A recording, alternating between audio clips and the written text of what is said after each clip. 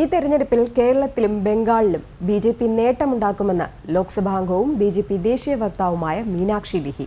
തെരഞ്ഞെടുപ്പ് പ്രചാരണത്തിനായി കൊച്ചിയിലെത്തിയ മീനാക്ഷി ലേഖിയുമായുള്ള ഞങ്ങളുടെ പ്രതിനിധി ബീന റാണി നടത്തിയ അഭിമുഖം കാണാം. ലോക്സഭാംഗവും ബിജെപി ദേശീയ വക്താവുമായ ശ്രീമതി മീനാക്ഷി ലേഖിയാണ് നമ്മോടൊപ്പമുള്ളത്. വിവിധ പാർലമെന്ററി പ്രവർത്തനങ്ങളിൽ സജീവ പങ്കാളിയും തിരക്കുള്ള അഭിഭാഷകയുമായ മീനാക്ഷി ലേഖി തെരഞ്ഞെടുപ്പ് പ്രചരണാർത്ഥമാണ് കേരളത്തിൽ എത്തിയത്. നമസ്തേ madam. Namaste. Kerala is in the heat of election like never before. What's your expectation on poll results of Kerala and Bengal as well? So Bengal, we are definitely forming government, and Kerala is the only state where left has, this is like last bastion of the left, and we hope to take over that for the simple reason that policy of the left have not helped the people, and their narratives are completely different from their practice. So what they say is not what they practice. They will say they believe in secularism and practice in discriminatory methods when giving benefits to people. They will have classification even amongst widows. I think widows from any religion or caste are in the same category as any other woman. Any other widow, but in Malappuram they'll distribute 2 lakh rupees, and rest of the state you don't give that money. When they say backward, they take care of the backward communities. Even amongst backward, it's a central scheme, MSME benefits for startups. Even that has been implemented in a very subverted way, that if you are a Muslim backward, you get 30 lakh rupees, and if you are a Christian or a Hindu backward, you get 20 lakh rupees. So this kind of subversion and harming equality is what people of Kerala are experiencing, and people are understanding that while on one side they say they don't believe in any God, but in reality money is their only God and politics is their only refuge, which they use to exploit people of the state, and thus the state really truly wants to change. Other aspect which people of Kerala need to know is that there's a cohort understanding between LDF and UDF, and that's why I call it LUDF, lovers underground deception front, because they are deceiving people. So mock battle is happening, sir. Mock Batting, not just mock batting, match fixing is what is going on. And in this fixed match, you can see whenever BJP candidate is contesting, wherever, either LDF or UDF, one of the two will pitch a very weak candidate, so that the entire vote share happens in favor of the other, and that's how wherever we've lost because of this kind of vote share. In Coimbatore, the left wing is working with Congress, and in Palakkad they are contesting against each other. In Kanyakumari they are working with each other, and in Kochi they'll be fighting each other. So whenever you vote for a change, the change vote does not go to people. What goes to people is actually the two sides of the same coin. So when one side come to power, they will suppress the wrongdoings of the other side, and when you flip the coin and the other side comes up, it will again suppress the corruption, sex scandals and everything of the other side. That's how Kerala has been functioning for such a long time, and I think BJP is the only alternative to these two who have been working in cohorts. So you have to give a chance to BJP to know what true and real governance means, especially when in the center it's the BJP, and when the state and the center work together, you will see a different kind of implementation and development, and thus we will work on all the 4 parameters which we have been talking about Vyavsayam, Vidya, Vyasam, Vikasanam, and Vishuddhabharnam. We will do that. Then the Shabarimala women entry issue.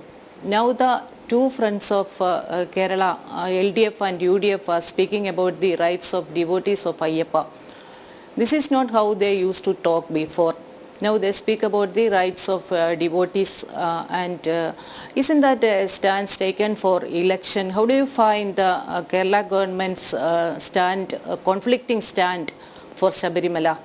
So I call it political opportunism. And as I said, they don't believe in God.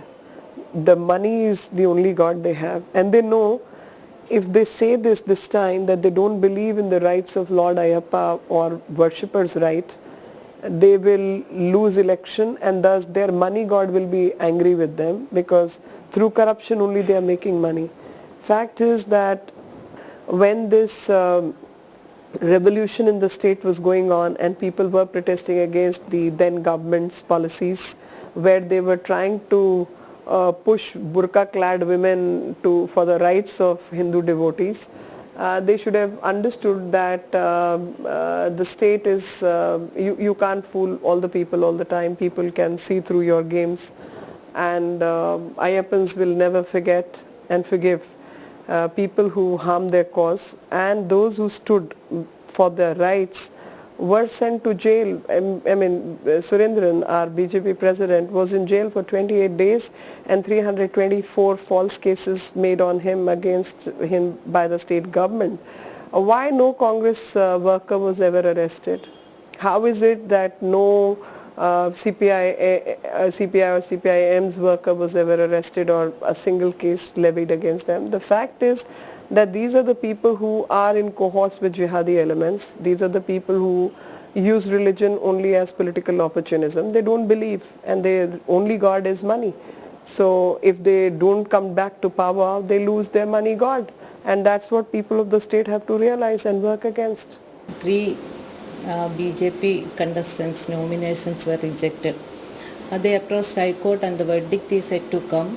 Does it have a legal standing? I mean, the returning officer's decision to reject the nominations on technical reasons. Is there any political intervention? It looks like a political vendetta for the simple reason that mostly idea is that people who want to contest should be given an opportunity to contest, and if somebody has to be rejected, that person has to be rejected by the public. Fact, 3 important seats which BJP had every likelihood of winning, their nominations got rejected. There seems to be vendetta politics at large. What I have come to know is that I'm very surprised because legally every candidate can file 3 sets, 5 sets of documents, and and there is a list of documents, like when the documents get scrutinized, then in that scrutiny you are told that your birth certificate is missing, your bank account's not there, or your affidavit's not right, or this signature is not here, that signature is not here, and then you're given time to comply with those things. And above all this, there is also a covering candidate, that somebody else is also there. Fact that all this has not been done, there is definitely something amiss, and some mismanagement has happened at the end of the state government. And DCs and DMs work under the state government. It's very apparent things are quite obviously not right. And I just hope and pray that High Court looks into it and gives that opportunity to the contesting members to put their papers through. Rejection cannot be on these bases. Rejection, opportunity to correct should happen, and rejection, if at all has to happen, should happen by the people of the state. Mother of 2 minor girls who raped and killed in Walayar, Palakkad district, Kerala. And she is contesting against the Chief Minister of Kerala, Mr. Pinarayi Vijayan. And what she says, she is contesting for justice which is denied for her. I would say that she is not alone in her battle. So many such women exist who have faced the atrocity of the state government, who have faced violence from the left government.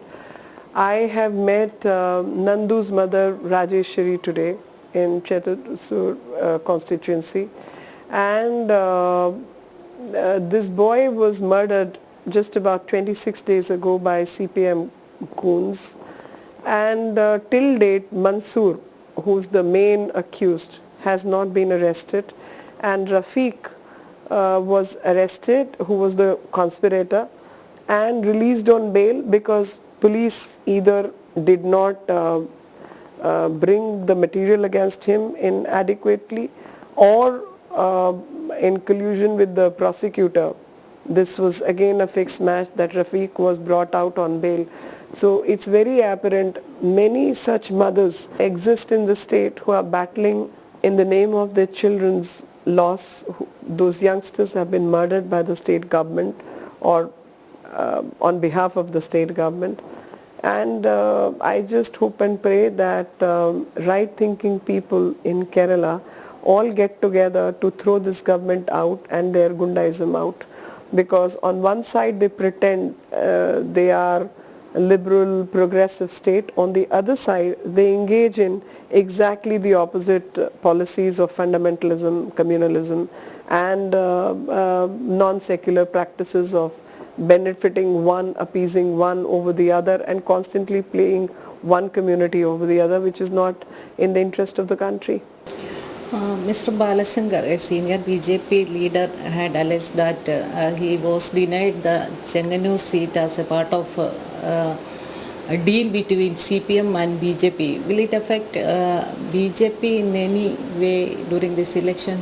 You know, this kind of nonsensical statements coming from somebody is not, I pay much heed to, because there are always disgruntled elements in politics who do not get tickets for whatever worth it is, sometimes right decisions, wrong decisions, whatever. And when they are denied tickets, they engage in this kind of bad practice. It seems he could be on payroll to make such statements. If people like Nandu, who have been sacrificed for the well-being of the party and have been murdered, Nandu is not alone. There are so many of our workers who have been murdered by the left-wing, red-wing terrorism.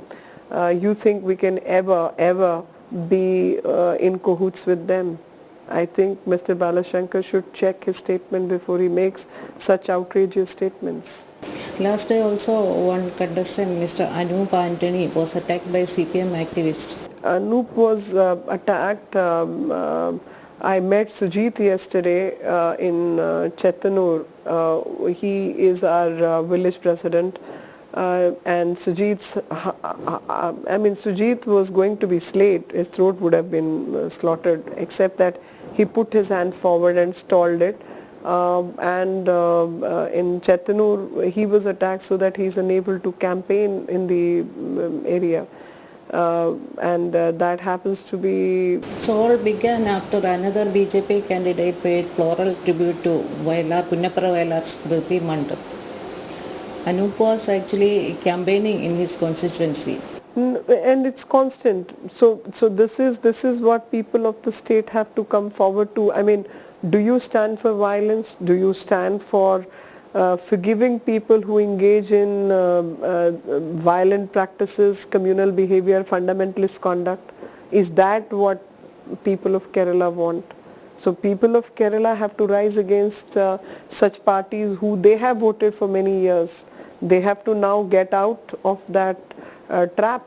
Do you think that all these violences are out of fear of failure?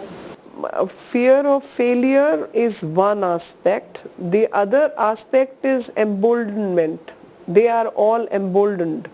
When a chief minister is involved in criminal activities of smuggling, and Speaker of the Assembly is involved in these kind of rackets of currency rackets or gold smuggling, and money, as I said, is their god. They don't believe in God, but money is their god. Criminals will get emboldened because there is an indication that you can do wrong. It's okay to be a criminal and remain in power, and so criminals will be protected. Corrupt, immoral, unethical conduct is what is promoted, and that's what is for everyone to see. There are a lot of allegations against state government and all central agencies are here to inquiry. And still they are registering a case against ED, Enforcement Directorate. Will it stand? That case will not stand. I'm sure that case will be quashed by whichever court.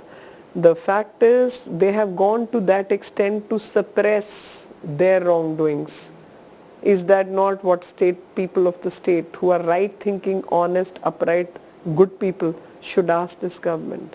That if you have nothing to hide, why this? There should be no paper trail. If there is ED against me, my accounts are for everyone to see. Find a paper trail. There will be no paper trail. I have done no wrong. Unless there is a paper trail, there are accounts. The wrongdoing can be tracked and traced. So as a counterbalance, you engage in this activity. This is what is for people of the state to see. That do you want corrupt, unethical politicians to run the state? Any special strategies for BJP to make inroads into South India, especially Tamil Nadu and Kerala? So strategy is very clear, very, very clear, that we have to work with right thinking people, and communication needs to be better, and we are going to say the right things and work against all the wrongs in the society as are going on.